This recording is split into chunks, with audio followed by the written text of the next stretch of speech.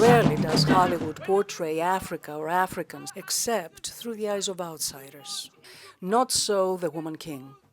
Led by General Naniska, the Agoji warriors, a fearsome women's unit, slay their enemies, European and African slave traders.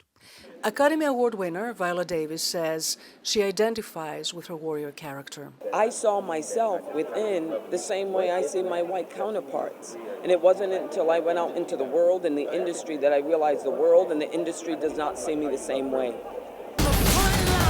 Ready for war! The Agoji story, many know about it, heard about it, but to see it on screen, it's a different experience. Bukari Sawadogo, who teaches at City University in New York, notes there is both excitement and criticism surrounding the film. This is African stories, but in terms of how he was represented and the movie was made, there was little active African involvement in the movie, be it in front of the camera, but also behind the camera.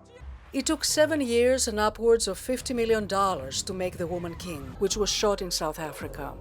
Kathy Schulman, who helped produce the film, says it was an uphill battle getting Hollywood to finance it. Black Panther opened a certain door, right? The Black Panther said, imagine an African nation with agency. And I said, well, why do we have to imagine it? How about an actual African nation with agency?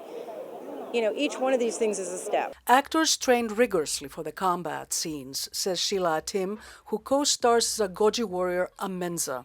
We were trying to portray these women who were some of the most extraordinary warriors the world has ever seen. We wanted to do it right. Noting the Kingdom of Dahomey took part in selling other Africans into slavery, there have been calls to boycott the film. Yet, according to The Hollywood Reporter, the film's opening weekend in the U.S. exceeded expectations, grossing $19 million.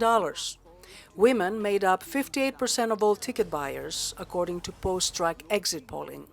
Black moviegoers made up 56% of the audience. Train hard, fight harder. You know, it is a fact that women are the primary buyers of content.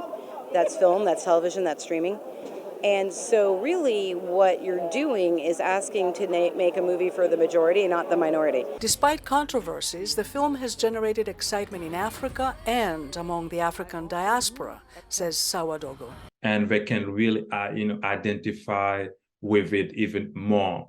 Even this morning I saw a post urging everybody to go see the movie because this movie is about us. So you have a pride there in the immigrant communities to go see this movie.